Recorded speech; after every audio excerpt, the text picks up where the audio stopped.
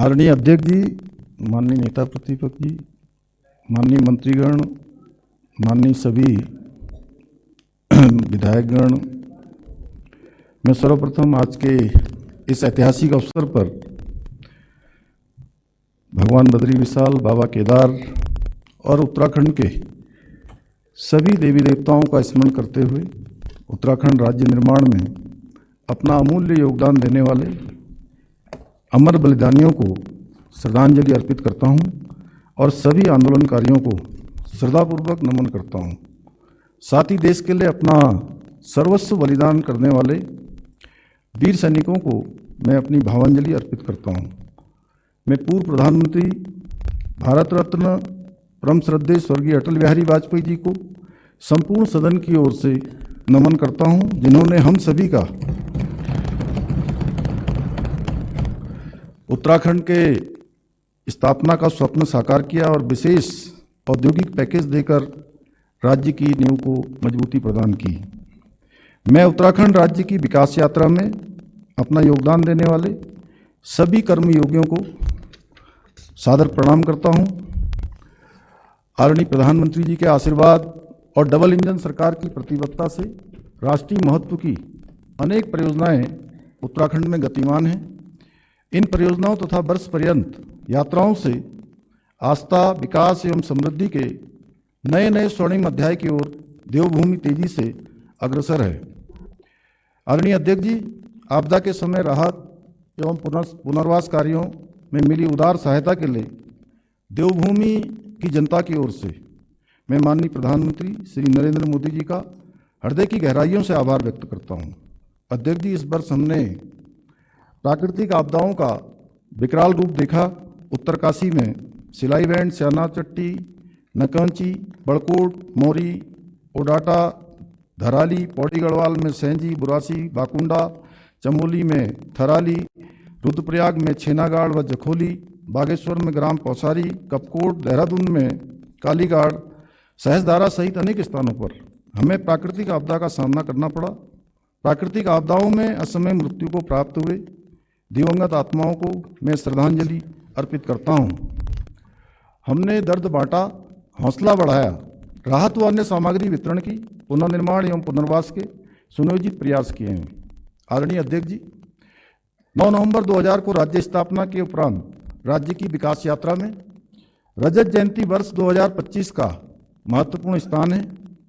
रजत जयंती समारोह के अवसर पर माननीय राष्ट्रपति जी के संबोधन के साथ विधानसभा का विशेष सत्र आहूत किया गया, जिसमें राज्य की प्रगति एवं विकास के रोड मैप के संबंध में विशेष चर्चा हुई।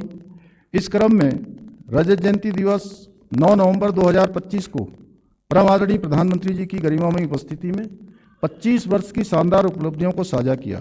इस अवसर पर अनेक महत्वपूर्ण भविष्यगामी योजनाओं का शिलान्यास एवं लोकार्पण भी किया। प्राकृतिक आपदाओं और आर्थिक चुनौतियों के बीच भी पिछले 25 वर्षों में हमने मातृशक्ति, युवा शक्ति, कर्मठ अन्नदाता एवं उद्यमों की सक्रिय सहभागिता से विकास, सुशासन और जनकल्याण के मानक स्थापित किए। जेल गए अथवा राज्य आंदोलन के दौरान घायल हुए आंदोलनकारियों की पेंशन प्रतिमाह रुपये 6,000 से बढ़ाकर 7,000 तथा जेल या घायल श्रेणी से भिन्न अन्य राज्य आंदोलनकारियों की पेंशन प्रतिमाह 4,500 से बढ़ाकर 5,500 किया जा चुका है। अध्यक्ष जी, हमारे कार्यकाल में अनेक ऐसी उपलब्धियां हैं जो प्रदेश के इतिहास में पहली बार दर्ज हुई हैं। मैं सम्मानित सदन के समक्ष कुछ उपलब्धियों को प्रस्तुत कर रहा हूं। प्रदेश की जनता से किए गए वायदों को पूर्ण करते हुए 27 जनवरी 2025 को पहली बार समान नागरिक संहिता यूसीसी को लागू किया गया। पहली बार सख्त नकल विरोधी कानून लागू करने वाला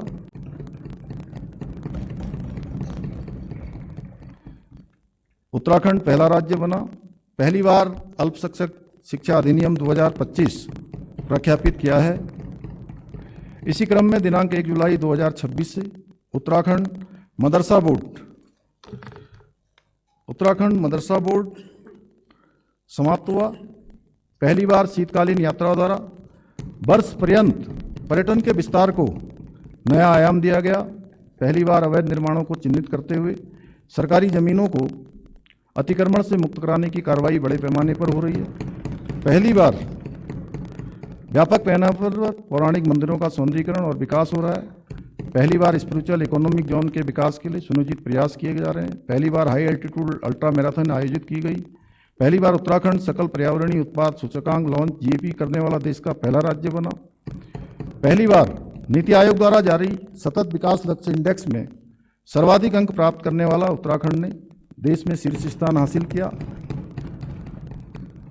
प्राथमिक 23 डीरेगुलेशन क्षेत्रों के क्रियान्वयन में राज्य ने 5वीं रैंक प्राप्त की, जिससे उत्तराखंड बेस्ट परफॉर्मिंग स्टेट में उभरकर सामने आया। Logistic ease of across different state leaders 2024 में राज्य को टॉप अचीवर श्रेणी में मान्यता मिली, जो प्रदेश में लॉजिस्टिक नेटवर्क एवं कनेक्टिविटी को सुदृढ़ करने के लिए लागू सुधारों को सकारात्मक परिणाम है। नीति आयोग के एक्सपोर्ट प्रिपेरेडनेस इंडेक्स ईपीआई 2024 में छोटे राज्यों की श्रेणी में उत्तराखंड प्रथम रैंक पर रहा, जो निर्यात संवर्धन प्रयासों की सफलता तथा वैश्विक प्रतिस्पर्धा में वृद्धि को दर्शाता है। उत्तराखंड नागरिक उड्डयन विकास प्राधिकरण यूकाडा को मिनिस्ट्री ऑफ सिविल एविएशन द्वारा एविएशन इकोसिस्टम को प्रोत्साहित करने हेतु सर्वश्रेष्ठ राज्य का पुरस्कार प्रदान किया गया। बेस्ट विज्ञान और नवाचार केंद्र तथा ऑडिटोरियम और संस्कृति केंद्र की स्थापना सुदृढ़ीकरण में लगभग सैचुरेशन की स्थिति को प्राप्त कर लिया गया है। आदरणीय प्रधानमंत्री श्री नरेंद्र मोदी जी के मार्गदर्शन में इस दशक को उत्तराखंड का दशक बनाने के लिए हमारी सरकार द्वारा अनेक संकल्प पूरे किए जा चुके हैं। हम संकल्प से सिद्धि की ओर निरंतर अग्रसर हैं। उत्तराखंड को एक समृद्ध एवं सुरक्षित राज्य के रूप में स्थापित करना हमारा विकल्प रहित संकल्प है। अध्यक्ष जी, हम इस संकल्प के जनादेश मानते हुए होलिस्टिक अप्रोच के साथ काम कर रहे हैं। हम समग्र विकास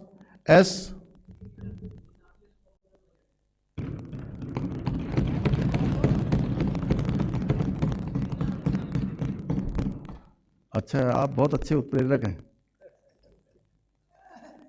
एक बार काजी जी के लिए ताली बजा दीजिए आप लोग।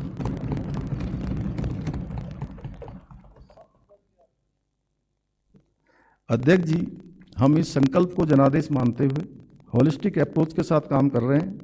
हम समग्र विकास आत्मनिर्भरता नवाचार कौशल विकास अवसंरचना विकास लोक सहभागिता पारदर्शिता को मार्गदर्शक सिद्धांत मानकर विकल्प रहित संकल्प को पूर्ण करने की दिशा में सुनियोजित ढंग से आगे बढ़ रहे हैं। माननीय अध्यक्ष जी, यह बजट हमारी सरकार की दृष्टि और रणनीति की निरंतरता को दर्शाता है। हमने पिछले बजट भाषणों में गरीब युवा और योजनाओं को समुचित बजट प्रावधान किए, इस तथ्य का विशेष ध्यान रखा गया कि बजट संतुलित हो। आदरणीय अध्यक्ष जी, इस बजट का मुख्य उद्देश्य नई सोच और नवाचार के साथ लोक सहभागिता को प्रोत्साहित कर न्यायपूर्ण व्यवस्था स्थापित करते हुए गांव व शहर को उन्नत बनाकर और तीव्र विकास द्वारा आत्मनिर्भर उत्तराखंड की अवधारणा को चरितार्थ करते हुए आर्थिक शक्ति के रूप में स्थापित होना, समावेशी विकास सुनिश्चित करना। अध्यक्ष जी, इसी सोच के साथ इस बजट को आगामी अंशों में अंग्रेजी भाषा के 8 अल्फ़ाबेट्स SANTULAN संतुलन यादि समावेशी आत्मनिर्भर नई सोच तीव्र विकास उन्नत गांव एवं शहर लोक सहभागिता आर्थिक शक्ति और न्यायपूर्ण व्यवस्था से समझाने का विनम्र प्रयास किया है। समावेशी विकास हमारा अडिग संकल्प है, ऐसा विकास जिसमें सबके लिए अवसर और सम्मान हो। इसी क्रम में संतुलन के आयुष्मान भारत और अटल आयुष्मान उत्तराखंड योजना के तहत निःशुल्क कैशलेस इलाज की सुविधा दी जा रही है, जिससे कोई गरीब सिर्फ पैसे के अभाव में इलाज से वंचित न रहे। जब कोई व्यक्ति यह कहता है कि इलाज तो लाखों का था लेकिन योजना की वजह से परिवार बच गया, तब हमें अपने निर्णयों की वास्तविक सफलता दिखाई देती है। इस बजट में अटल आयुष्मान उत्तराखंड योजना हेतु रुपये 600 करोड़ रुपए का बजट प्रावधान किया गया है। अध्यक्ष जी, इसी क्रम में सम्मानित सदन के सामने समावेशी विकास के घोतक गरीब कल्याण को समर्पित कुछ बजट प्रावधानों का उल्लेख किया जा रहा है। राज्य खाद्यान्न योजना के अंतर्गत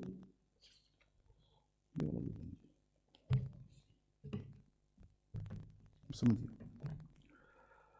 राज्य खाद्यान्न योजना के अंतर्गत रुपये 25 करोड़ प्रधानमंत्री आवास योजना हेतु समग्र रूप से लगभग 298 करोड़ 45 लाख, प्रधानमंत्री आवास योजना हेतु समग्र रूप से लगभग 56 करोड़ रुपए, EWS आवास हेतु अनुदानों के अंतर्गत 25 करोड़ रुपए, परिवहन निगम की बसों में निर्धारित श्रेणी के यात्रियों हेतु निःशुल्क यात्रा की सुविधा हेतु 42 करोड़ रुपए का बजट प्रावधान किया गया है। महिला समानता को प्रोत्साहित करने एवं जेंडर संवेदनशील प्लानिंग के लिए जेंडर बजटिंग महत्वपूर्ण है। वित्तीय वर्ष 2025-26 में जेंडर बजट में रुपये 16,961 करोड़ 32 लाख का प्रावधान किया गया था। इस वर्ष जेंडर बजटिंग में 19,692 करोड़ 2 लाख का बजट प्रावधान किया जा रहा है।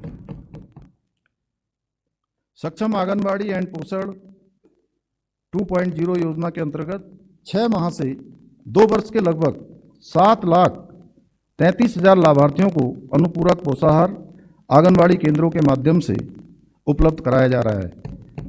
वित्तीय वर्ष 2026-27 में इस योजना हेतु समग्र रूप से लगभग रुपये 598 करोड़ 33 लाख का बजट प्रावधान किया जा रहा है। महिलाओं एवं बच्चों के पोषण में स्तर में अधिक सुधार करने तथा पोषण संबंधी जागरूकता जन जन तक पहुंचाने हेतु प्रधानमंत्री पोषण मिशन हेतु समग्र रूप से लगभग रुपये 149 करोड़ 45 लाख का बजट प्रावधान किया जा रहा है। राज्य में प्रसूता के लिए ईजा बोई सगुन योजना हेतु समग्र रूप से लगभग रुपये 14 करोड़ 13 लाख का बजट प्रावधान किया जा रहा है। मुख्यमंत्री महालक्ष्मी किट योजना हेतु रुपये 30 करोड़, मुख्यमंत्री बाल पोषण योजना हेतु रुपये 25 करोड़, मुख्यमंत्री आंचल अमृत योजना हेतु 15 करोड़, मुख्यमंत्री वात्सल्य योजना हेतु 15 करोड़, मुख्यमंत्री महिला पोषण योजना हेतु लगभग 13 करोड़ 44 लाख, मुख्यमंत्री बाल एवं महिला बहुमुखी विकास निधि हेतु रुपये 8 करोड़ और निराश्रित विधवाओं की पुत्रों के विवाह हेतु अनुदान के लिए रुपये 5 करोड़ का बजट प्रावधान किया गया है। अध्यक्ष जी, समावेशी विकास के दृष्टिकोण से चिकित्सा एवं स्वास्थ्य पर किया गया निवेश भी महत्वपूर्ण है। इस दृष्टि से चिकित्सा एवं स्वास्थ्य अवसंरचना का विकास किया जा रहा है।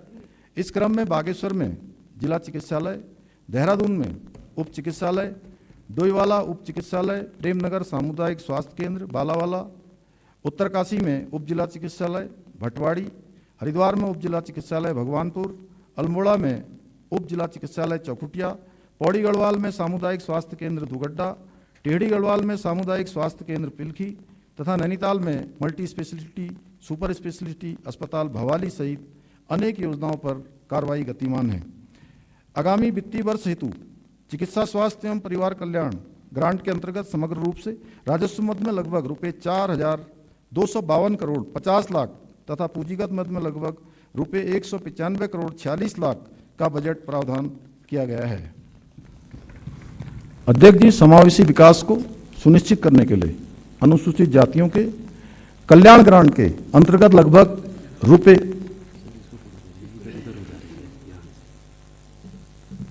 ठीक है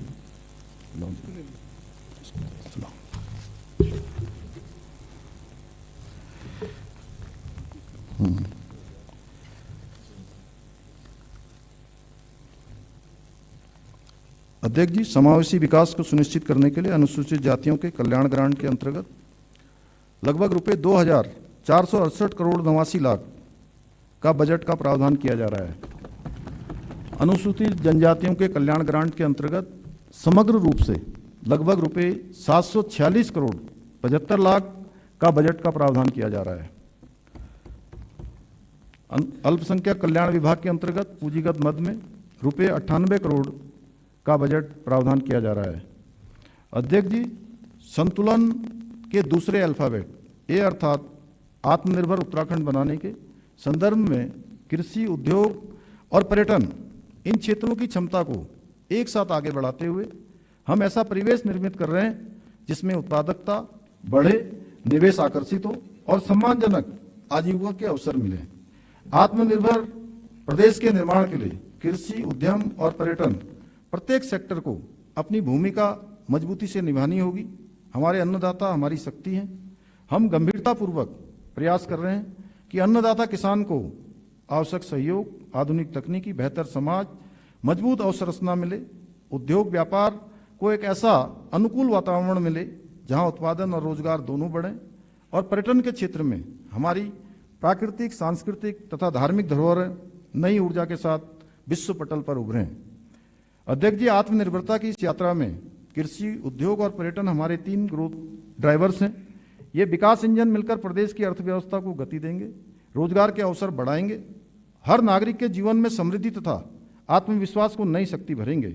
हम कृषि और बागवानी से संबंधित विभिन्न नीतियों जैसे डेयरी विकास, एप्पल मिशन तथा scheme for upgradation of post harvest Apple logistics, सुफल, उच्च मूल्य वाली फसलों को प्रोत्साहन, फल सब्जी प्रसंस्करण, पुष्प औषधि पौधों के उत्पादन तथा जैविक खेती आदि के माध्यम से प्रति इकाई आय बढ़ाने का कार्य कर रहे हैं।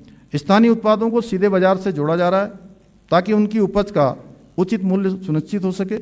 मिलेट मिशन के माध्यम से पोषण सुरक्षा और किसानों की आय दोनों में सुधार सुनिश्चित किया जा रहा है।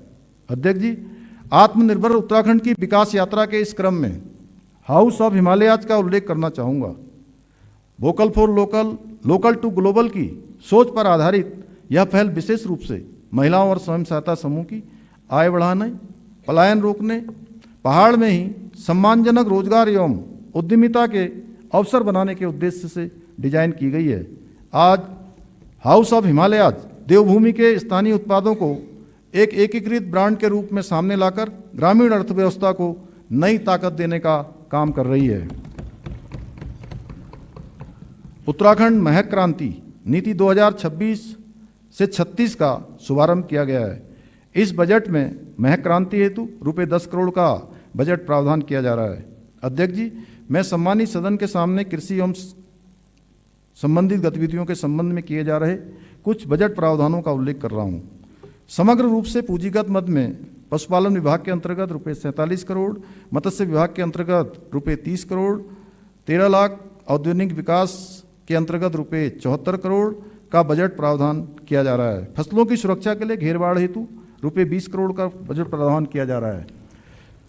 समग्र रूप से एप्पल मिशन के लिए रुपये 42 करोड़, उच्च मूल्य वाली फलों, कीवी, ड्रैगन फ्रूट आदि के उत्पादन को बढ़ावा देने के लिए लगभग रुपये 30 करोड़ 70 लाख, राज्य में चाय विकास योजना के लिए लगभग रुपये 25 करोड़ 93 लाख, सगंध पौधा केंद्र को अनुदान एवं सगंध पौधों के क्लस्टर विकास के लिए लगभग रुपये 24 करोड़ 75 लाख, उद्यान बीमा योजना हेतु रुपये 40 करोड़, मुख्यमंत्री राज्य कृषि विकास योजना हेतु रुपये 20 करोड़ का बजट प्रावधान किया जा रहा है।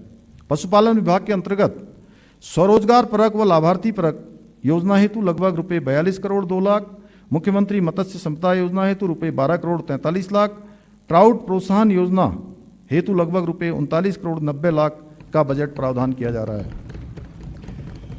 अध्यक्ष जी, आत्मनिर्भरता के लिए कृषि के साथ साथ उद्योग भी महत्वपूर्ण है। राज्य में सीमित भूमि उपलब्धता को ध्यान में रखते हुए हरिद्वार, देहरादून, सेलाकुई और उधम सिंह नगर, काशीपुर, किच्छा तथा पंतनगर में फ्लेटेड फैक्ट्री का निर्माण किया जा रहा है, जिनके माध्यम से लगभग 43,000 वर्ग मीटर प्लग एंड प्ले औद्योगिक क्षेत्र उपलब्ध होगा।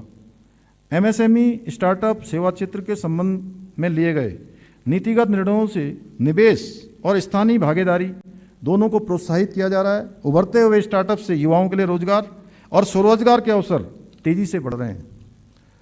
अध्यक्ष जी, मैं सम्मानित सदन के सामने उद्योग से संबंधित योजनाओं में किए गए बजट प्रावधानों का उल्लेख कर रहा हूँ। मेगा इंडस्ट्रियल एवं मेगा टेक्सटाइल नीति के अंतर्गत अनुदान के लिए रुपये 25 करोड़, महिला उद्यमियों के लिए विशेष प्रोत्साहन योजना के लिए रुपये 4 करोड़, प्रदेश के सूक्ष्म लघु एवं मध्यम उद्योगों को सहायता योजना के लिए रुपये 75 करोड़, मुख्यमंत्री स्वरोजगार योजना के लिए रुपये 8 crore, 60 crore, promotion of investment, startup और एंटरप्रेन्योरशिप के लिए रुपये 30 करोड़ तथा स्टार्टअप वेंचर फंड हेतु रुपये 25 करोड़ का बजट प्रावधान किया जा रहा है। अध्यक्ष जी, आत्मनिर्भर उत्तराखंड के लिए कृषि और उद्योग पर संचित चर्चा के उपरांत अब मैं पर्यटन सेक्टर की ओर आपका ध्यान आकर्षित कर रहा हूं। देवभूमि उत्तराखंड में आस्था, साहसिक पर्यटन, प्राकृतिक सौंदर्य का अद्वितीय संगम है। इसलिए हमारी सरकार ने पर्यटन को विशेष प्राथमिकता दी है। उत्तराखंड नैसर्गिक रूप में पर्यटक प्रदेश है। देवों की धरा, हिमालय का द्वार, माथे पे तिलक, सुंदर अपार। अध्यक्ष जी, आगामी वित्तीय वर्ष में मानसखंड मंदिरमाला मिशन के अंतर्गत द्वितीय चरण में 14 मंदिरों के सुदृढ़ीकरण तथा केदारखंड माला मिशन के अंतर्गत केदारखंड के महत्वपूर्ण मंदिर केदारनाथ, मद महेश्वर, तुंगनाथ, रुद्रनाथ, कल्पेश्वर इत्यादि मंदिरों में अवस्थापना सुविधाओं का विकास किया जाना प्रस्तावित है। टूरिज्म डेस्टिनेशन प्लान के अंतर्गत महासू देवता हनोल, भारत के प्रथम गांव माणा, टिम्मरसैंड चमोली, गुंजी पिथौरागढ़ का विकास किया जा रहा है। वाइब्रेंट विलेज योजना के अंतर्गत जनपद उत्तरकाशी के जादोंग में अवस्थापना सुविधाएं विकसित की जा रही हैं। सड़कों, पार्किंग, पेयजल, स्वच्छता और होम स्टे जैसी सुविधाओं को एकीकृत दृष्टि से विकसित किया जा रहा है ताकि सुरक्षित, सुगम और स्वच्छ धार्मिक यात्रा का नया मॉडल स्थापित हो सके। सस्टेनेबल टूरिज्म के अंतर्गत स्थानीय समुदाय की सक्रिय भागीदारी के साथ home stay, eco tourism, trekking trails, river rafting, skiing, paragliding, adventure sports और वेलनेस टूरिज्म, योग केंद्र व फिटनेस अभियान को बढ़ावा दिया जा रहा है। इनके सम्मिलित प्रभाव से उत्तराखंड ऑल सीजन डेस्टिनेशन के रूप में स्थापित हो रहा है। हमारा प्रयास है कि विकास मॉडल पर्यावरण संरक्षण और जलवायु संवेदनशीलता पर आधारित हो। इस संबंध में नई सोच यह है कि जंगल, जल, मिट्टी और जैव विविधता को भविष्य की पूंजी मानकर हर योजना को डिजाइन किया जाए। अध्यात्म, योग, आयुर्वेद और लोक संस्कृति के इन पारंपरिक क्षेत्रों को आधुनिक वेलनेस इकोनॉमी के साथ जोड़ते हुए वैश्विक पहचान दिलाने के लिए हमारी सरकार प्रयत्नशील है। इस बजट में वैश्विक पर्यटन स्थलों के विकास हेतु रुपये 10 करोड़ का बजट प्रावधान किया जा रहा है। इको टूरिज्म गतिविधियों के लिए समग्र रूप से रुपये 18 करोड़ 50 लाख का बजट प्रावधान किया जा रहा है। अंतर्राष्ट्रीय योग दिवस के आयोजन हेतु रुपये 2 करोड़ का बजट प्रावधान किया जा रहा है। समग्र रूप से पर्यटन विभाग के अंतर्गत राजस्व मद में रुपये 210 करोड़ 59 लाख तथा पूंजीगत मद में लगभग रुपये 296 करोड़ 45 लाख का बजट प्रावधान किया जा रहा है। अध्यक्ष जी, नवाचार हमारी ताकत है। हम नए विचारों, नई तकनीक और नए तरीकों को अपनाकर शासन को अधिक सरल, अधिक पारदर्शी और अधिक मानवीय बनाने के लिए प्रतिबद्ध हैं। उत्तराखंड आज नई सोच और नवाचार को विकास का मुख्य आधार बनाकर आगे बढ़ रहा है। पुरानी समस्याओं के लिए पुराने समाधान नहीं, बल्कि समयानुकूल, रचनात्मक और साहसी कदम उठाना हमारी कार्यशैली है। इसी क्रम में संतुलन के तीसरा अल्फाबेट एन अर्थात नई सोच के संबंध में सरकार द्वारा विभिन्न विभागों के अंतर्गत अनेक नवाचार हो रहे हैं। प्रसंगस उन नवाचारों का उल्लेख अन्यत्र भी इस बजट भाषण में किया गया है। मैं नई सोच और नई तकनीकी के प्रतीक स्वरूप किए जा रहे कुछ प्रयासों की ओर सम्मानित सदन का ध्यान आकृष्ट कर रहा हूँ। सरकारी कामकाज में पारदर्शिता और गति के लिए ऑफिस जैसा नवाचार आज प्रदेश के 865 कार्यालयों में लागू हो चुका है। पहले अधिकांश सेवाएं ऑफलाइन मिलती थी, जबकि अब अपनी सरकार पोर्टल के माध्यम से 78 विभागों की 975 नागरिक केंद्रित सेवाएं विकसित एवं एकीकृत हैं। स्थायी निवास, जातीय आय और रोजगार पंजीकरण से जुड़े लगभग 1.17 करोड़ से अधिक प्रमाण पत्र जारी हो चुके हैं। अध्यक्ष जी, नई सोच का एक सशक्त उदाहरण यह है कि हम युवाओं के लिए अनेक अवसर उपलब्ध करा रहे हैं। युवा शक्ति के सर्वांगीण विकास हेतु शिक्षण, प्रशिक्षण, स्पोर्ट्स एवं कौशल विकास आदि के लिए आवश्यक प्रावधान किए गए हैं। देव कृपा से पास हमारे घने जंगल, निर्मल जल, इसके साथ हमारी शक्ति, हमारे युवाओं का आत्मबल। इसी क्रम में देवभूमि उद्यमिता योजना उत्तराखंड का उल्लेख कर रहा हूं। इस योजना से कॉलेज कैंपस को ही नवाचार और स्टार्टअप की प्रयोगशाला बनाया गया है। हमारा उद्देश्य है कि हर विद्यार्थी सिर्फ नौकरी प्रार्थी नहीं, बल्कि नौकरीदाता और नव प्रवर्तक बनकर उभरे। इस योजना के अंतर्गत 300 से ज़्यादा छात्रों ने अपना क्वालिटी स्टार्टअप शुरू किया है। 20 स्टूडेंट स्टार्टअप को सीड फंड सहयोग दिया गया है। 1240 विद्यार्थियों ने अपने उद्यमों का औपचारिक पंजीकरण किया है। विद्यार्थियों को ब्रांडिंग और मार्केटिंग सहायता प्रदान की जा रही है। कई विद्यार्थियों ने पेटेंट हेतु भी आवेदन किया है। देवभूमि उद्यमिता केवल योजना नहीं, बल्कि युवाओं को नई सोच, जोखिम लेने का साहस तथा तकनीकी से जोड़ने वाला व्यापक आंदोलन है। अध्यक्ष जी, तकनीकी शिक्षा विभाग के अंतर्गत इमर्जिंग टेक्नोलॉजी प्रयोगशालाओं की स्थापना की गई है। देहरादून, रानी पोखरी, नरेंद्र नगर, श्रीनगर, द्वाराहाट, नैनीताल, काशीपुर एवं लोहाघाट के पॉलिटेक्निक कॉलेजों में अध्ययनरत लगभग 5000 छात्र आधुनिक प्रशिक्षण से लाभान्वित हो रहे हैं। नई सोच के इस क्रम को बढ़ाते हुए तकनीकी शिक्षा विभाग के संकाय सदस्यों एवं छात्र छात्राओं को IIT दिल्ली जैसे प्रतिष्ठित संस्थानों में एक्सपोजर विजिट की अभिनव पहल हमने की है। छात्रों की एम्प्लॉयबिलिटी हमारे लिए अत्यंत महत्वपूर्ण है। इस क्रम में कौशल विकास पर विशेष ध्यान दिया जा रहा है।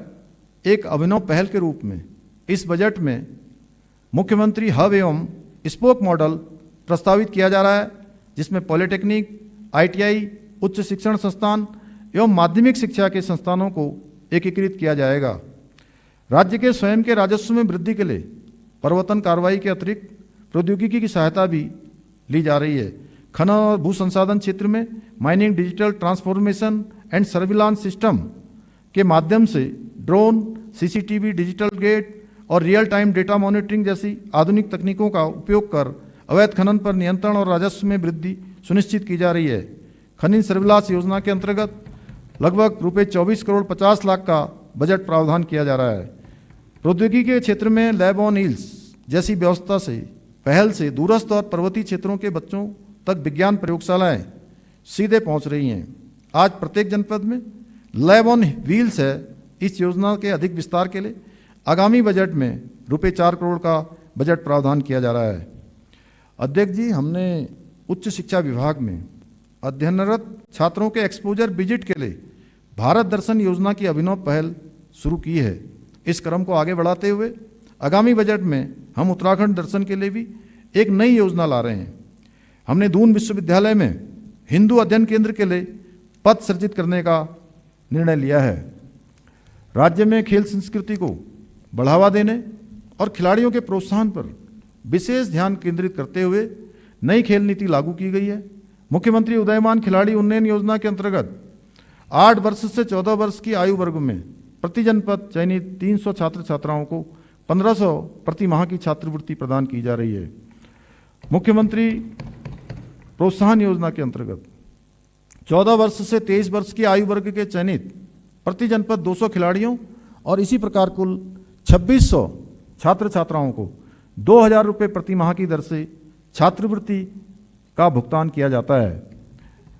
उद्यमिता, कौशल एवं नवाचार योजना के अंतर्गत लगभग रुपये 7 crore 11 lakh Doon library and research centre को अनुदान हेतु रुपये 7 करोड़ 60 लाख, राजकीय महाविद्यालयों में ग्रंथालय की स्थापना हेतु रुपये 7 करोड़, शोध एवं विकास कार्य योजना हेतु रुपये 1 करोड़, विद्यालय शिक्षा विभाग के अंतर्गत छात्रवृत्ति हेतु रुपये 15 करोड़, उच्च शिक्षा विभाग के अंतर्गत छात्रवृत्ति हेतु 15 करोड़ तथा खेल विभाग के अंतर्गत छात्रवृत्ति हेतु रुपये 13 करोड़ 50 लाख का बजट प्रावधान किया जा रहा है। अध्यक्ष जी, समग्र रूप से पूंजीगत मद में माध्यमिक शिक्षा विभाग के अंतर्गत रुपये 542 करोड़ 84 लाख, उच्च शिक्षा विभाग के अंतर्गत रुपये 146 करोड़ 30 लाख, तकनीकी शिक्षा विभाग के अंतर्गत लगभग रुपये 98 करोड़ 50 लाख, खेल विभाग के अंतर्गत लगभग रुपये 69 करोड़ 94 लाख, कला एवं संस्कृति विभाग के अंतर्गत लगभग रुपये 9 करोड़ 90 लाख का बजट प्रावधान किया जा रहा है। सूचना एवं प्रौद्योगिकी विभाग के अंतर्गत समग्र रूप से पूंजीगत मद में रुपये 86 करोड़ का बजट प्रावधान किया जा रहा है। संस्कृत पाठशालाओं का अनुदान हेतु रुपये 28 करोड़ का बजट प्रावधान किया जा रहा है। अध्यक्ष जी, नई सोच के प्रतीक कुछ अन्य योजनाओं का यहाँ उल्लेख किया जा रहा है। शहरी क्षेत्र में पैदल मार्ग अवसंरचना के अंतर्गत रुपये 10 करोड़, नगर निकायों को स्मार्ट सिटी के रूप में विकसित करने हेतु रुपये 30 करोड़, राज्य डाटा सेंटर सुदृढ़ीकरण के लिए समग्र रूप से रुपये 65 करोड़, विज्ञान धाम के अंतर्गत लगभग रुपये 6 करोड़ 95 लाख, इमर्जिंग टेक्नोलॉजी एवं AI COE के क्रियान्वयन हेतु लगभग रुपये 10 करोड़ 50 लाख, साइबर सिक्योरिटी के क्रियान्वयन हेतु रुपये 15 करोड़, पैक्स के कंप्यूटरीकरण हेतु लगभग रुपये 5 करोड़ 67 लाख, जनपदों में केंद्रीकृत रिकॉर्ड रूम के अंतर्गत रुपये 10 करोड़, सूचना प्रौद्योगिकी अवसंरचना के अंतर्गत लगभग रुपये 47 crore 50 lakh, uniform civil code के अंतर्गत रुपये 5 करोड़, संशोधित IPC CRPC एवं साक्ष्य अधिनियम हेतु प्रशिक्षण के अंतर्गत रुपये 5 करोड़, विधि विज्ञान प्रयोगशालाओं के अंतर्गत रुपये 6 करोड़ 71 लाख, संघ लोक सेवा आयोग एवं उत्तराखंड राज्य लोक सेवा आयोग की मुख्य परीक्षाओं की कोचिंग हेतु मेधावी छात्र एवं छात्राओं को विशेष आर्थिक सहायता के अंतर्गत रुपये 1 करोड़ 50 लाख का बजट प्रावधान किया जा रहा है। अध्यक्ष जी, ऐसे अनेक और प्रावधान इस बजट में हैं। ये प्रावधान एक अवसरयुक्त परिवेश के घोतक हैं। प्रसिद्ध कवि श्री शिवमंगल सिंह सुमन जी की पंक्तियों के साथ युवाओं को इन नए अवसरों का लाभ लेने का आह्वान कर रहा हूँ। गति प्रबल पैरों में भरी, फिर क्यों रहूं दर दर खड़ा, जब आज मेरे सामने है रास्ता इतना पड़ा, जब तक न मंजिल पा सकूं तब तक मुझे न विराम है, चलना हमारा काम है, चलना हमारा काम है। अध्यक्ष जी, हमारा यह विश्वास है कि राज्य को परम वैभव की प्राप्ति हेतु संस्कृत के संवर्धन को प्राथमिकता में रखना उत्तराखंड के गौरव कवि सुमित्रानंदन पंत जी की पंक्तियों का स्मरण कर रहा हूँ। प्रखर बुद्धि से भले सभ्यता हो नवनिर्मित, संस्कृति के निर्माण के लिए हृदय चाहिए। हमारा मानना है विकसित उत्तराखंड अपनी पहचान, अपनी भाषा, लोक कला, संस्कृति और अध्यात्म की नवाचारी प्रस्तुति से भी बनाएं। लोक संस्कृति, लोक संगीत, लोक नृत्य और लोक कथाएं हमारी विशिष्टता है। इन परंपराओं को सिर्फ मंच पर नहीं बल्कि डिजिटल माध्यमों एवं नवाचारी कार्यक्रमों वाली पहलों के जरिए अगली पीढ़ी से जोड़ने के लिए हमारी सरकार प्रयत्नशील है। इस हेतु रिकॉर्डिंग, डॉक्यूमेंटेशन और डिजिटल आर्काइव जैसे नवाचारी माध्यमों के प्रयोग की कार्रवाई गतिमान है। अध्यक्ष जी, सम्मानित सदन को अवगत कराना है कि इस बजट में संस्कृति विभाग के अंतर्गत पांडुलिपियों के डिजिटलीकरण के लिए बजट प्रावधान किया गया है। इस नवाचारी सोच के क्रम में आज प्रत्येक जनपद में एक संस्कृत ग्राम की स्थापना हो चुकी है। इस बजट में संस्कृत ग्राम के संचालन हेतु रुपये 1 करोड़ का बजट प्रावधान किया जा रहा है। भाषा विभाग उत्तराखंड की लोक भाषाओं, बोलियों जैसे गढ़वाली, कुमाऊनी, जौनसारी एवं अन्य लुप्त प्राय बोलियों को संरक्षित करने, राष्ट्रीय अंतर्राष्ट्रीय स्तर पर प्रचार प्रसार, बहुविषयी बनाने के साथ साथ विज्ञान और शिक्षा के साथ जोड़ने के उद्देश्य से भारत सरकार की योजना भाषणी एवं आर्टिफिशियल इंटेलिजेंस जैसी तकनीक नवाचार की कार्य योजना पर विषय विशेषज्ञों एवं भाषाविदों के साथ कार्रवाई कर रहा है। अध्यक्ष जी, मानव वन्य जीव संघर्ष प्रदेशवासियों के लिए एक चुनौती के रूप में उभर रहा है। इस संबंध में प्रभावितों को राहत पहुंचाने के दृष्टिगत हमने मानव वन्य जीव संघर्ष में मृत्यु होने पर मृतक परिवार को दी जाने वाली धनराशि को 6 लाख रुपए से बढ़ाकर 10 लाख रुपए किया है। एक अभिनव पहल के अंतर्गत हमने कैंपा निधि के अंतर्गत पौड़ी गढ़वाल, टिहरी, उत्तरकाशी, चमोली, देहरादून, उधम सिंह नगर एवं बागेश्वर में प्रति ट्रांजिट सेंटर 2 करोड़ के संभावित व्यय के आधार पर 14 करोड़ की धनराशि का प्रावधान कर रहे हैं। इसके अतिरिक्त एनिमल रेस्क्यू सेंटर के संचालन हेतु 5 करोड़ की धनराशि भी कैंपा निधि के अंतर्गत प्रावधानित की गई है। वन विभाग के अंतर्गत समग्र रूप से पूंजीगत मद में रुपये 131 करोड़ 68 लाख का बजट प्रावधान किया जा रहा है। अध्यक्ष जी, अब मैं संतुलन के चौथे अल्फाबेट यानी टी अर्थात तीव्र विकास के लिए सरकार द्वारा किए जा रहे प्रयासों की ओर आपका ध्यान आकृष्ट करना चाहता हूं। हमारी सरकार ने अवस्थापना विकास को प्राथमिकता दी है। हमारा यह विश्वास है कि किसी भी राज्य के विकास की रीढ़ उसकी अवसंरचना होती है। तीव्र विकास के लिए हमारा यह संकल्प है कि प्रदेश की सड़क, ऊर्जा तथा आधुनिक अवसंरचना को नई गति और नई दिशा दी जाए। अध्यक्ष जी, हमने पूंजीगत व्यय में वृद्धि कर अवसंरचना में निवेश बढ़ाया है, जो आने वाले वर्षों में सतत विकास की नींव को और मजबूत करेगा। इसी का परिणाम है कि वर्ष 2019-20 में यह आंकड़ा लगभग 5,000 करोड़ था, जो पिछले 2 वित्तीय वर्षों में लगभग 11,000 करोड़ हो गया।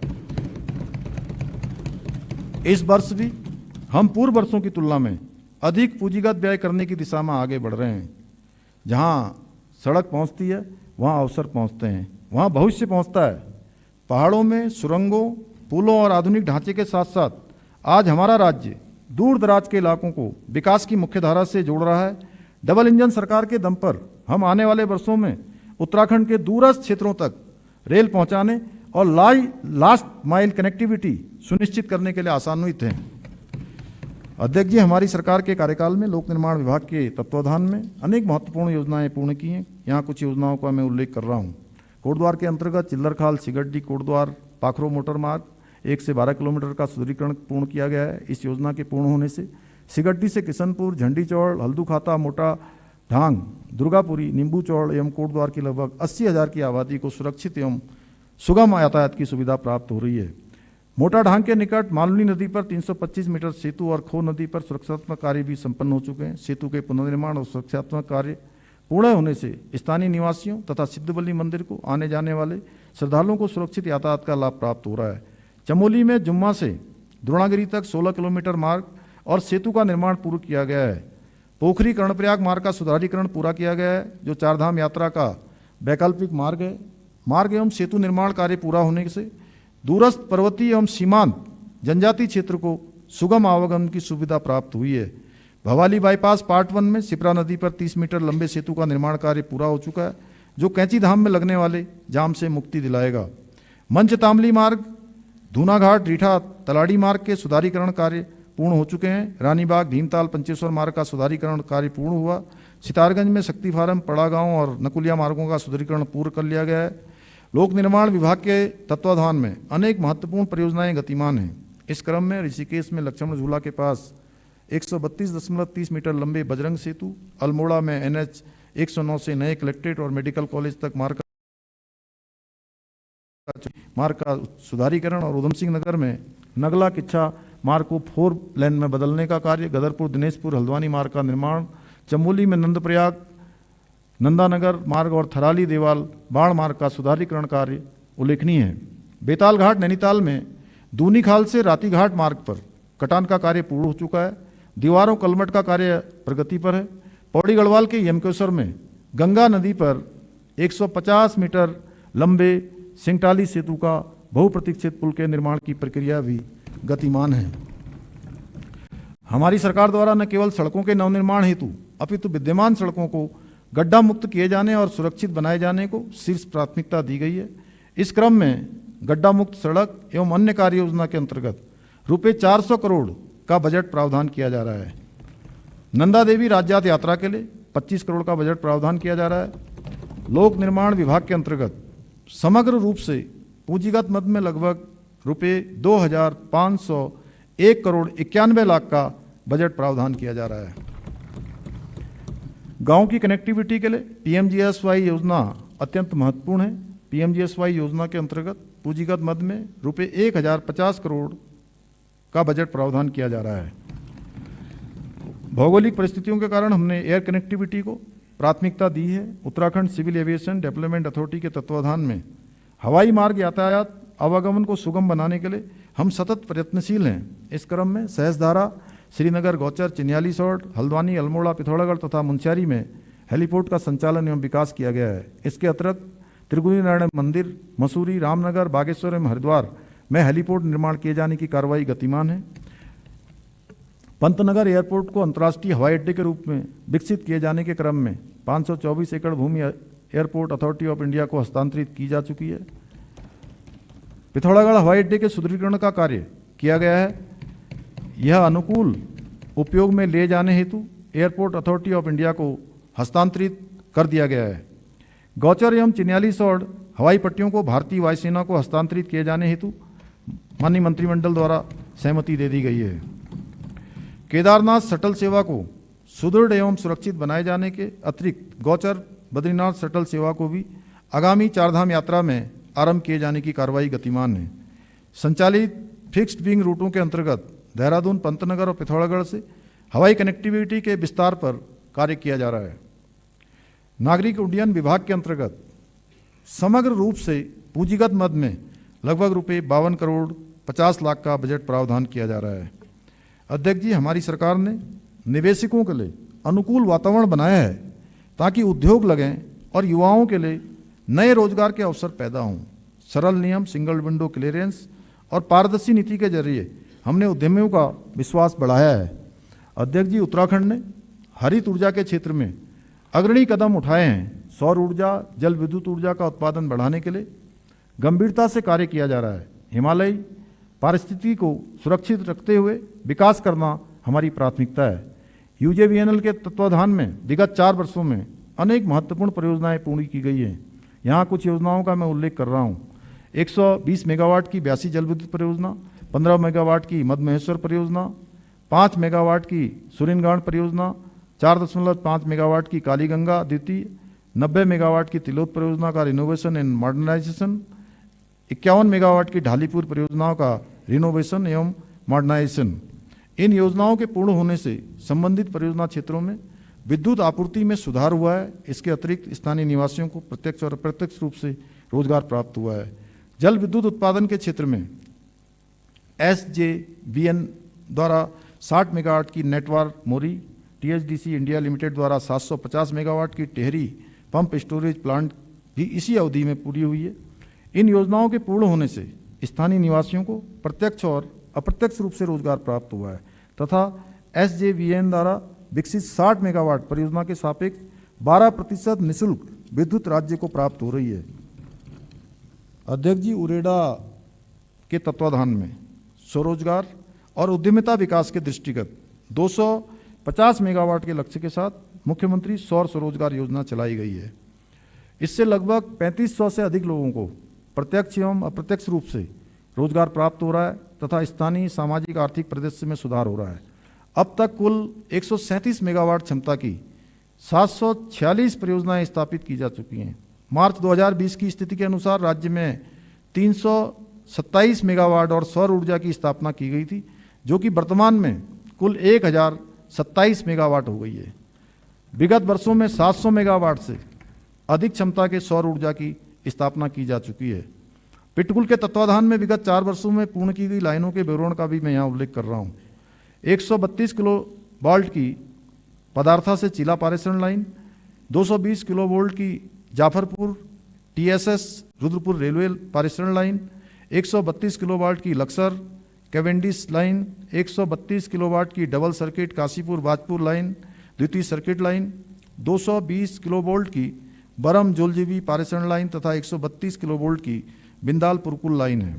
अध्यक्ष जी, यह भी अवगत कराना है कि आगामी वित्तीय वर्ष में पिटकुल के तत्वाधान में अनेक महत्वपूर्ण परियोजनाएं पूर्ण होने की दिशा में अग्रसर हैं। मैं यहाँ कुछ योजनाओं का उल्लेख कर रहा हूँ।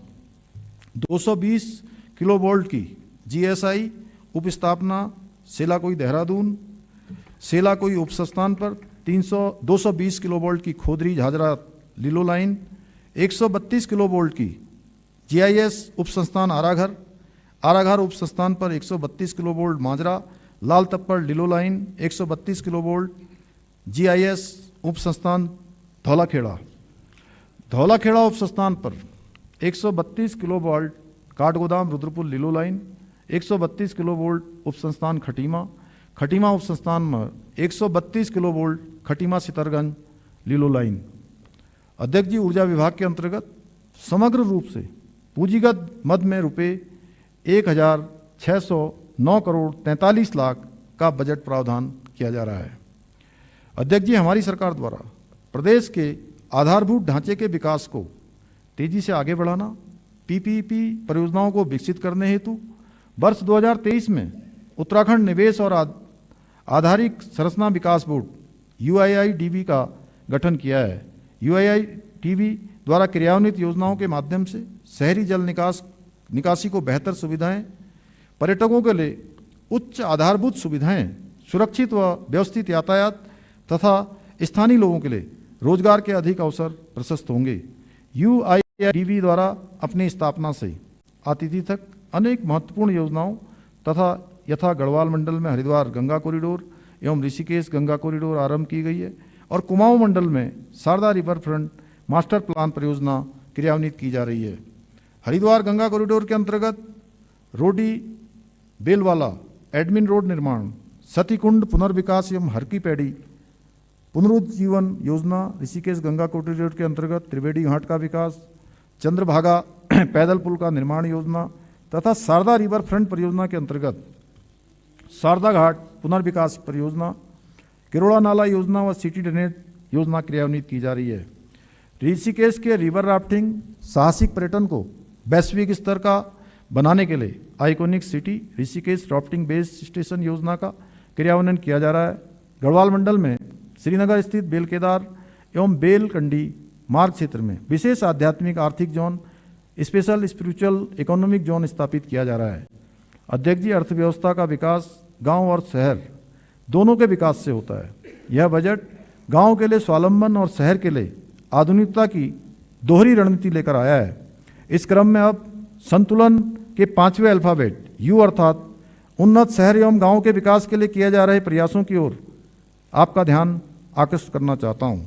ग्राम्य सशक्तिकरण के लिए किए गए समग्र प्रयासों को अंग्रेजी भाषा के संक्षिप्ताक्षर के कौशल विकास, ई इकोलॉजी संवर्धन, डी धरोहर संरक्षण, ए अवसंरचना निर्माण और आर से रिवर्स माइग्रेशन से निर्मित केदार से समझा जा सकता है। इस प्रकार निर्मित परिवेश से गांवों में आर्थिकी का विस्तार हो रहा है, लोग अपनी जड़ों से जुड़ रहे हैं और यह परिवर्तन ग्राम्य जीवन में एक नए परिवेश, मंगलकारी एम, अवसरयुक्त ए, नवोन्मेषी एन, आध्यात्मिक ए और सांस्कृतिक गतिविधियों एस अर्थात मानस के लिए सशक्त प्रेरणा है। हमारा विश्वास है गांव मजबूत, उत्तराखंड मजबूत। ग्राम स्तरीय अवसंरचना व पंचायतों को सशक्त बनाने के दृष्टिकोण से विभिन्न विभागों यथा ग्राम विकास, पंचायती राज विभाग, महिला सशक्तिकरण एवं बाल विकास विभाग, स्वास्थ्य विभाग, प्राइमरी शिक्षा विभाग आदि के अंतर्गत संचालित योजनाएं तथा अवसंरचनाएं उल्लेखनीय हैं। कनेक्टेड विलेज, कनेक्टेड मार्केट की अवधारणा के तहत राज्य के दूरस्थ और सीमांत गांवों में सड़क, बिजली, पानी, स्वास्थ्य, शिक्षा एवं डिजिटल भुगतान आदि सुविधाओं को प्राथमिकता दी जा रही है ताकि पलायन पर रोक लगे और गांवों में भी सम्मानजनक जीवन के अवसर उपलब्ध हों। ग्रामीण आजीविका मिशन, आजीविका सहकारी समितियां, दुग्ध सहकारी संघ, इन सबको एक मजबूत श्रृंखला के तहत जोड़ा जा रहा है। उद्यान, दुग्ध, पशुपालन, डेयरी, मधुपक्षी पालन, मत्स्य पालन, रेशम विकास आदि के सुव्यवस्थित विस्तार के साथ हमारे गांव अब रोजगार सृजन के केंद्र बन रहे हैं।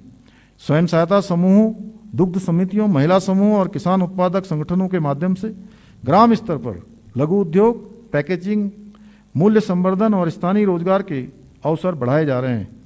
वाइब्रेंट विलेज प्रोग्राम के अंतर्गत 51 सीमांत गांवों का सर्वांगीण विकास किया जा रहा है। इस बजट में वाइब्रेंट विलेज प्रोग्राम हेतु रुपये 40 करोड़ का प्रावधान किया जा रहा है।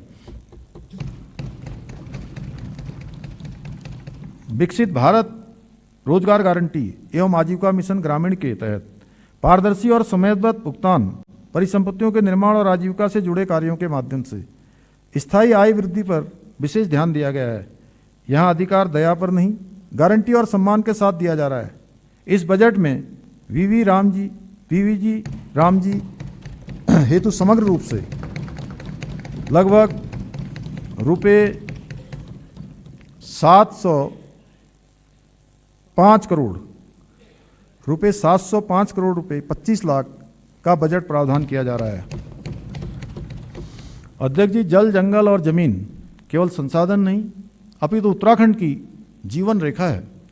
इस बजट में हमने पेयजल, सिंचाई, स्रोत संरक्षण, भूल जल पुनर्भरण, वाटर सेट के विकास के संकल्प के साथ योजनाओं के लिए पर्याप्त प्रावधान किया है। ग्रामीण विकास के अंतर्गत समग्र रूप से पूंजीगत मद में रुपये 1,642 करोड़ 20 लाख का बजट प्रावधान किया जा रहा है। अध्यक्ष जी, शहरी विकास किसी भी राज्य की प्रगति का महत्वपूर्ण आधार है। इसलिए सुव्यवस्थित योजना प्रबंधन की आवश्यकता को ध्यान में रखते हुए जनता को बेहतर बुनियादी सुविधाएं, पेयजल, स्वच्छता, स्मार्ट मोबिलिटी और आवास जैसी सेवाएं उपलब्ध कराना हमारी प्राथमिकता है। शहरों में ट्रैफिक जाम की समस्या के समाधान के लिए हमने सुनियोजित तरीके से संपूर्ण राज्य में विभिन्न स्थानों पर 196 पार्किंग स्थलों का चयन किया है। जिसमें सरफेस पार्किंग की 66, मल्टी लेवल कार पार्किंग की 112, ऑटोमेटेड कार पार्किंग की 9 तथा टनल पार्किंग हेतु 9 स्थान चिन्हित किए गए हैं। 196 स्थानों में से 150 परियोजनाओं को डीपीआर उनकी तैयार कर ली गई है, जिसमें लगभग 618 करोड़ की 114 परियोजनाओं का कार्य प्रारंभ किया जा चुका है। विकास प्राधिकरण द्वारा स्वयं के वित्तीय संसाधनों से लगभग 296 करोड़ की 11 परियोजनाओं का कार्य किया जा रहा है। इस बजट में आवास विभाग के अंतर्गत अवस्थापना सुविधाओं के लिए विकास हेतु रुपये 130 करोड़ का बजट प्रावधान किया जा रहा है। राज्य में अमृत मिशन के तहत बुनियादी शहरी सेवाएं जैसे सड़कें, जल आपूर्ति और सार्वजनिक सुविधाओं का विस्तार किया जा रहा है। हमारे द्वारा शहरों में एफोर्डेबल हाउसिंग, स्वच्छ जल, सार्वजनिक परिवहन, वेस्ट मैनेजमेंट, हरित क्षेत्र और डिजिटल सेवाओं का विस्तार किया जा रहा है। राज्य पोषित योजना के अंतर्गत चारधाम मार्ग में बाड़ाहाट उत्तरकाशी, आदि कैलाश मार्ग में पिथौरागढ़ तथा ग्रीष्मकालीन राजधानी गैरसैंण 3 नगर निकायों को स्मार्ट सिटी के रूप में विकसित किया जा रहा है। स्वच्छ भारत मिशन फेज 2 के अंतर्गत पौड़ी, सतपुली, चिन्यालीसौड़, बड़कोट, पुरोला, घनश्याली, चमियाला, धारचूला, जसपुर, पिथौरागढ़ की डीपीआर तैयार की गई है। प्रधानमंत्री आवास योजना 2.0 शहरी के अंतर्गत 2355 बीएलसी आवासों का निर्माण कराया जा रहा है। आगामी वर्ष हेतु 4000 आवास प्रस्तावित हैं। नगरीय क्षेत्रों में समुचित पेयजल और स्वच्छता व्यवस्थाओं के विकास हेतु राज्य के देहरादून, विकासनगर, हल्द्वानी, कोटद्वार, चंपावत, टनकपुर, किच्छा नगरों में एडीबी पोषित 3 भिन्न परियोजनाओं के माध्यम से पेयजल आपूर्ति और वितरण प्रणाली, सीवरेज विकास, ड्रेनेज तथा सड़क निर्माण इत्यादि कार्य प्रगति पर हैं। इन 3 योजनाओं के लिए पूंजीगत मद में रुपये 652 करोड़ का बजट प्रावधान किया जा रहा है। नगरीय अवस्थापना के सुदृढ़ीकरण हेतु रुपये 60 करोड़ का प्रावधान किया जा रहा है। आवास विभाग के अंतर्गत समग्र रूप से पूंजीगत मद में रुपये 291 करोड़ का बजट प्रावधान किया जा रहा है। सरयू एवं अन्य रिवर्ट फ्रंट परियोजनाओं के विकास हेतु रुपये 10 करोड़ का बजट प्रावधान किया जा रहा है। शहरी विकास विभाग के अंतर्गत समग्र रूप से पूंजीगत मद में रुपये 1401 करोड़ 85 लाख का बजट प्रावधान किया जा रहा है। अध्यक्ष जी, 16वें केंद्रीय वित्त आयोग एवं राज्य वित्त आयोग की संस्तुतियों के क्रम में हम इस बजट में शहरी निकाय हेतु समग्र रूप से रुपये 1014 करोड़ एवं पंचायती राज संस्थाओं हेतु रुपये 1491 करोड़ का बजट प्रावधान कर रहे हैं। अध्यक्ष जी, जनहित, जन सहभागिता और सुशासन हमारी कार्यनीति है। हम मानते हैं कि नीतियां कागज पर नहीं, लोगों के जीवन में दिखने वाले बदलाव से परखी जाती हैं।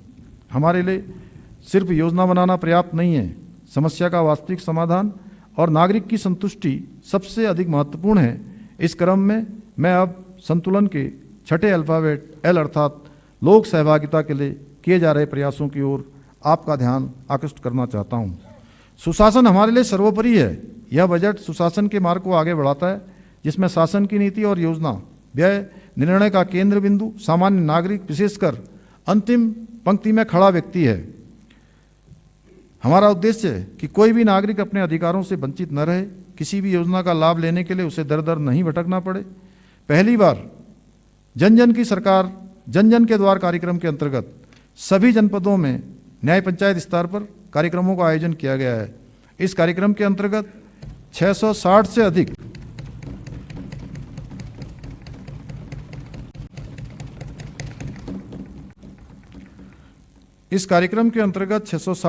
शिविरों का आयोजन किया गया, जिनमें 5,33,000 से अधिक नागरिकों ने सहभागिता की तथा 33,000 से अधिक जन शिकायतों का मौके पर ही निस्तारण किया गया।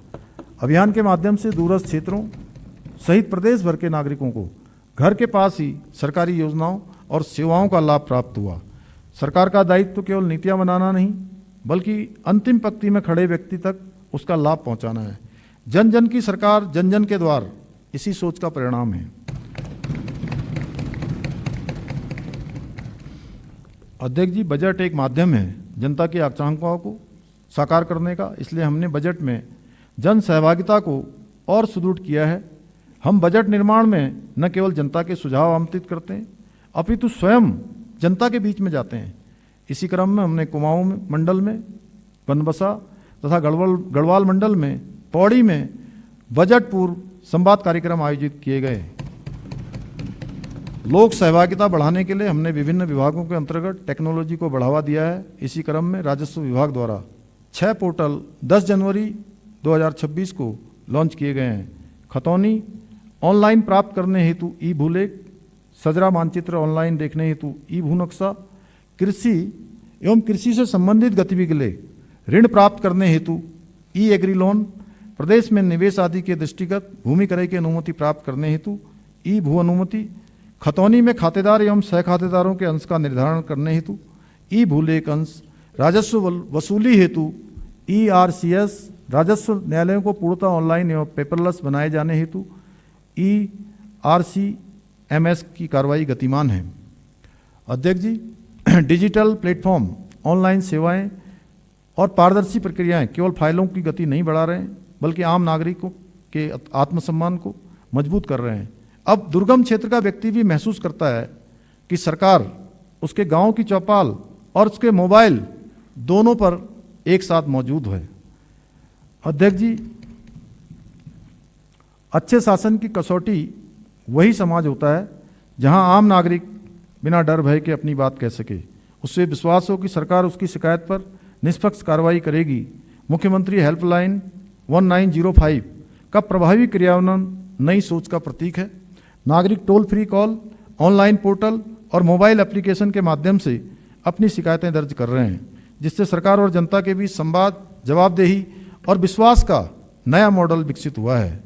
भ्रष्टाचार की शिकायत के लिए टोल फ्री नंबर 1064 के प्रभावी क्रियान्वयन से हमने संदेश दिया है, अब किसी भी स्तर पर होने वाली अनियमितता, रिश्वतखोरी या दुरुपयोग पर चुप रहने और कार्यालयों को चक्कर काटने की मजबूरी नहीं है। टोल फ्री नंबर 1064 का प्रभावी क्रियान्वयन भ्रष्टाचार मुक्त उत्तराखंड के संकल्प को नागरिक सहभागिता के साथ जोड़ता है। अध्यक्ष जी, संतुलन के 7वें अल्फाबेट ए अर्थात आर्थिक शक्ति के संबंध में अवगत कराना है कि इकोनॉमी और इकोलॉजी के मध्य संतुलन बनाते हुए कृषि, उद्योग और पर्यटन तीनों ग्रोथ ड्राइवर्स को समुचित प्राथमिकता देते हुए विकसित भारत के लक्ष्यों के साथ उत्तराखंड के विकास की रणनीति को संबद्ध करते हुए आर्थिक शक्ति के रूप में उत्तराखंड को स्थापित करना हमारा परम ध्येय है। इसी क्रम में मानव पूंजी में निवेश, क्षमता संवर्धन, पूंजीगत व्यय में वृद्धि, निर्बाध एवं सुरक्षित संयोजकता एवं प्रौद्योगिकी आधारित विकास और स्टार्टअप इकोसिस्टम को एकीकृत दृष्टि के साथ विकसित करने का कार्य किया जा रहा है। हम प्रतिस्पर्धी अर्थव्यवस्था की चुनौतियों का सामना करते हुए नए अवसरों का लाभ प्रदेश को दिलाने के लिए प्रतिबद्ध हैं। स्थानीय संसाधनों, उद्यमिता और नवाचार की शक्ति से एक आशापूर्ण परिवेश निर्मित हो रहा है। अध्यक्ष जी, सुशासन हमारा जीवन मंत्र है। कुशलता, जवाबदेही, पारदर्शिता और संवेदनशीलता हमारी प्रशासनिक व्यवस्था के मार्गदर्शक हैं। ई गवर्नेंस का प्रभावी क्रियान्वयन शासन को सेवा में बदल रहा है। पारदर्शी व्यवस्था, तकनीकी आधारित शासन, वित्तीय सुप्रबंधन, सर्वस्पर्शी विकास के माध्यम से जनता का विश्वास शासन प्रणाली पर लगातार बढ़ रहा है। इसी क्रम में संतुलन के 8वें अल्फाबेट एन अर्थात न्यायपूर्ण व्यवस्था की ओर ध्यान आकृष्ट करना चाहता हूं। न्यायपूर्ण व्यवस्था के लिए आवश्यक है कि कानून समान रूप से लागू हो, निर्णय पूर्वाग्रह रहित हो, व्यक्ति अपनी सामाजिक या आर्थिक स्थिति के कारण न्याय से वंचित न रहे। हमने अनेक योजनाओं के माध्यम से न्याय, गृह, समाज कल्याण, जनजाति कल्याण, अल्पसंख्यक कल्याण सहित अन्य विभागों में आवश्यक प्रावधान किए हैं। शिक्षा, स्वास्थ्य, कौशल विकास और आजीविका आदि के क्षेत्र में सामाजिक न्याय को आर्थिक अवसर में बदलने का प्रभावी साधन है। शिक्षा एवं कौशल विकास, सामाजिक सुरक्षा योजनाएं, असंगठित क्षेत्र के श्रमिकों के कल्याण की योजनाएं आदि को ध्यान में रखकर किए जा रहे बजट प्रावधान इस दिशा में सशक्त पहल है। इस बजट में यथास्थान ऐसे अनेक प्रावधान किए जा रहे हैं। देवभूमि उत्तराखंड के मूल स्वरूप को अक्षुण्ण बनाए रखने के लिए हम कृत संकल्प हैं। अतिक्रमण मुक्त उत्तराखंड के लिए नदियों, नालों, तालाबों, सरकारी और वन भूमि पर अतिक्रमण हटाने के लिए राजस्व, वन, सिंचाई और शहरी विकास विभागों की संयुक्त कार्य योजना लागू है। राज्य की सरकारी भूमि अतिक्रमण मुक्त करने की दिशा में हमने महत्वपूर्ण प्रगति की है। देवभूमि परिवार योजना के अंतर्गत राज्य का एक एकीकृत, व्यापक एवं गतिशील परिवार आधारित डाटाबेस का निर्माण किया जा रहा है। आगामी वित्तीय वर्ष में इस योजना को लागू किया जाएगा। इस बजट में देवभूमि परिवार योजना के अंतर्गत लगभग रुपये 10 करोड़ 17 लाख का बजट प्रावधान किया जा रहा है। हमारा ध्येय है उत्तराखंड ऐसा राज्य बने जहां हर नागरिक सिर ऊंचा रखकर जी सके, ज्ञान, अवसर तथा न्याय सबके लिए मुक्त और सहज हो, जहां मानवीय संवेदनाओं का दिया अखंड जलता हो और हृदय वसुधैव कुटुंबकम भाव से धड़कता हो। यह बजट रोजगारपरक विकास को नई दिशा देने वाला है। हमारा लक्ष्य है कि युवाओं को अपने गांव, अपने जिले, अपने राज्य में सम्मानजनक रोजगार और स्वरोजगार के अवसर मिले ताकि पलायन रुके और रिवर्स माइग्रेशन को बढ़ावा मिले। रोजगार आधारित विकास के लिए हमारा संकल्प है कि सिर्फ रोजगार नहीं बल्कि रोजगार के अवसरों की श्रृंखला तैयार करनी है। इस बजट में कौशल विकास, उद्योग, एमएसएमई, पर्यटन, कृषि आधारित इकाइयां और सेवा क्षेत्र को इस तरह प्रोत्साहित किया गया है कि नए उद्यम सर्जित हों, पुराने उद्यमों को नई रफ्तार मिले और युवाओं के लिए स्थायी रोजगार के व्यापक अवसर उपलब्ध हों। राज्य की विशिष्ट परिस्थितियों को देखते हुए उत्तराखंड कौशल विकास मिशन, मुख्यमंत्री रोजगार मिशन 2.0, वीर चंद्र सिंह गढ़वाली पर्वतीय पर्यटन रोजगार योजना, एमएसएमई और स्टार्टअप नीतियां आदि कार्यक्रमों को इस बजट में सुदृढ़ किया जा रहा है। अध्यक्ष जी, विभिन्न स्वरोजगार योजनाओं के माध्यम से हमने उद्यमिता विकास के अनुरूप परिवेश का निर्माण किया है। अर्थव्यवस्था में युवा उद्यमी, प्रगतिशील कृषक आदि के सशक्त योगदान के लिए राह प्रशस्त है। इसका परिणाम यह देखने में आ रहा है कि ब्रेन ड्रेन अब ब्रेन गेन में बदल रहा है। अनेक उद्यमशील प्रवासी अपनी जड़ों से जुड़ रहे हैं। उद्यमशीलता के परिवेश की पहचान यही होती है, हौसलों के साथ सरकार खड़ी होती है। अध्यक्ष जी, विकसित उत्तराखंड की संकल्प सिद्धि के लिए संकल्प मॉडल के उपरांत रोजगार योजनाओं की ओर आपका ध्यान आकृष्ट कर रहा हूं। क्या हुआ, अभी तो 1 घंटा ही हुआ है, जल्दी कर दिया हमने ना। वो बेहड़ जी से कह रहा हूं मैं ना वो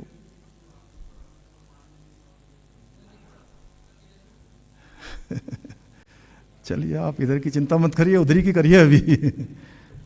अध्यक्ष जी, विकसित उत्तराखंड की संकल्प सिद्धि के लिए मॉडल के उपरांत रोजगार योजनाओं की ओर आपका ध्यान आकृष्ट कर रहा हूं। रोजगार सृजन एवं उद्यमिता विकास के दृष्टिगत मुख्यमंत्री युवा भविष्य निर्माण योजना 10 करोड़, मुख्यमंत्री जनजाति रोजगार उत्कर्ष योजना एवं मुख्यमंत्री स्वावलंबी बंदी कौशल विकास योजना प्रस्तावित कर रहे हैं। नई मांग के माध्यम से ITI उन्नयन हेतु PM सेतु के अंतर्गत समग्र रूप से 20 करोड़ एवं सेंटर ऑफ एक्सीलेंस एवं क्षमता विकास के अंतर्गत रुपये 80 करोड़ का बजट प्रावधान किया जा रहा है। आदरणीय अध्यक्ष जी, यह बजट केवल संख्याओं, योजना और घोषणाओं का संग्रह नहीं है, अपितु 1.25 करोड़ नागरिकों का साझा विजन है। यह बजट विकास व विरासत, संस्कृति व आधुनिकता, अध्यात्म व विज्ञान का संतुलित संगम है। हम वित्तीय अनुशासन, समावेशी विकास, समग्र विकास, पर्यावरण संरक्षण और सहभागी शासन के आधार स्तंभों पर समस्या समाधान और निस्तारीकरण के मूल मंत्र के साथ विकसित उत्तराखंड की परिकल्पना को साकार करने का प्रयास कर रहे हैं। मैं इस सम्मानित सदन के माध्यम से देवभूमि की जनता को आश्वस्त करना चाहता हूं कि हम सभी क्षेत्रों को समान अवसरों के साथ आगे बढ़ाने तथा आर्थिक समृद्धि के केंद्र के साथ साथ पर्यावरणीय संतुलन को भी ध्यान में रखते हुए विकास की यात्रा पर निरंतर आगे बढ़ेंगे। हम उत्तराखंड की ऊर्जावान युवा शक्ति, प्राकृतिक संपदा और आध्यात्मिक विरासत को समन्वित कर नए रोजगार, नए अवसर, नई उम्मीदों का सृजन करेंगे। यह बजट संकल्प से शिखर तक की सुचारू यात्रा के साथ विकसित भारत की अग्रिम पंक्ति में गर्व से खड़ा होने का एक संकल्प है। आदरणीय अध्यक्ष जी, विश्वविख्यात लेखक विक्टर ह्यूगो के शब्दों को मैं उद्धृत कर रहा हूं, जिस विचार का समय आ गया हो जिस विचार का समय आ गया हो उसे कोई रोक नहीं सकता। तीसरे दशक को उत्तराखंड का दशक बनाने का विचार परम आदरणीय प्रधानमंत्री श्री नरेंद्र मोदी जी के मानस में श्री केदारनाथ जी के पवित्र प्रांगण में आया, तब से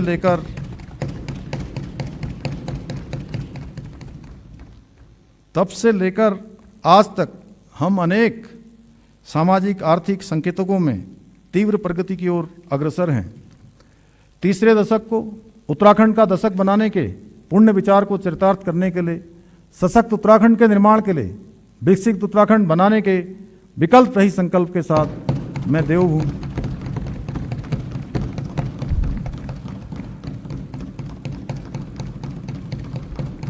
बजा लो और जोर से बजा लो एक बार पहले, अब खत्म होने वाला है।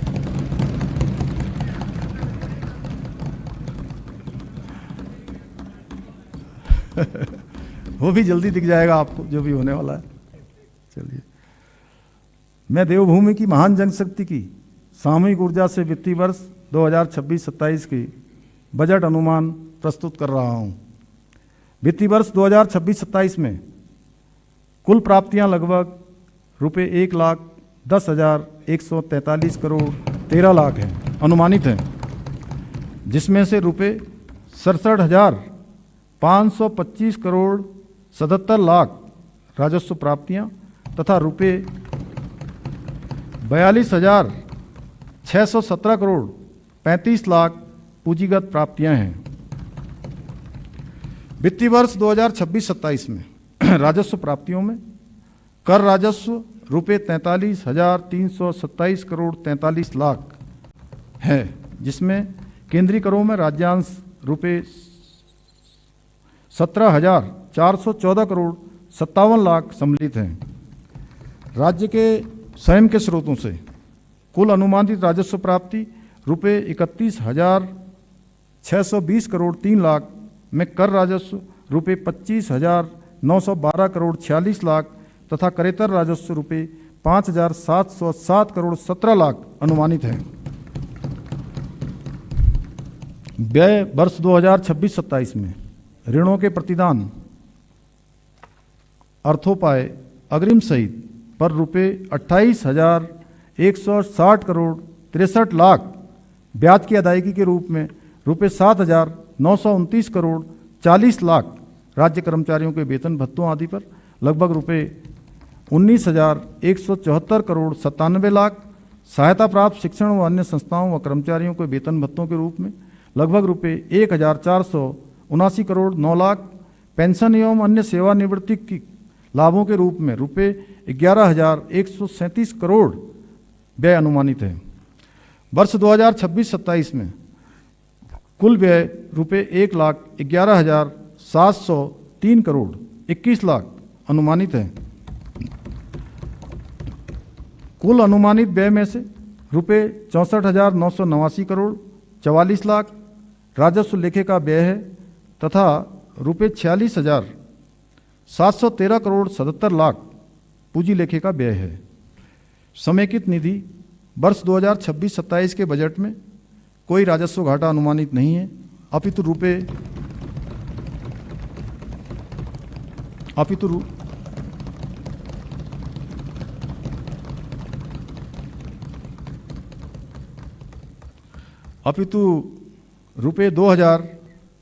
2026-27 के बजट में कोई राजस्व घाटा अनुमानित नहीं है, अपितु रुपये 2,536 करोड़ 43 लाख का राजस्व अधिशेष सरप्लस संभावित है। रुपये 12,579 करोड़ 70 लाख का राजकोषीय घाटा होने का अनुमान है, जो कि सकल राज्य घरेलू उत्पाद का 2.94% है। यह FRBM एक्ट में निर्दिष्ट सीमा के अंतर्गत है। वर्ष 2026-27 के अनुमानित प्रारंभिक शेष रुपये 753 करोड़ 57 लाख धनात्मक तथा वर्ष का अंतिम शेष रुपये 18 करोड़ 48 लाख धनात्मक रहना अनुमानित है। आदरणीय अध्यक्ष जी, मैं मंत्रिमंडल के अपने सहयोग के लिए आभार प्रकट करता हूं। बजट निर्माण में, बजट पूर्व संवाद में हमको देवतुल्य जनता से अनेक महत्वपूर्ण सुझाव प्राप्त हुए थे। मैं इस अवसर पर बजट निर्माण में सहभागिता हेतु देवतुल्य जनता को भी धन्यवाद ज्ञापित करता हूं।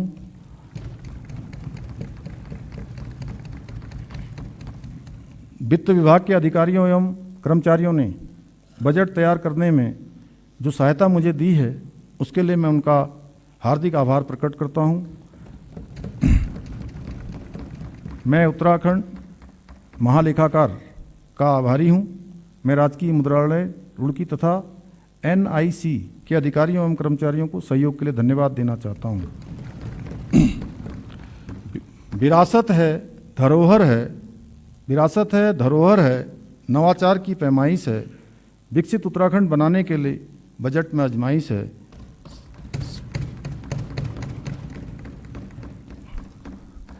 बजट में आजमाइश है, शिखर पर रहे देवभूमि, बस इतनी सी ख्वाहिश है, बस इतनी सी ख्वाहिश है।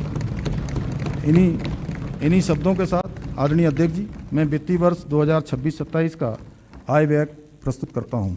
धन्यवाद।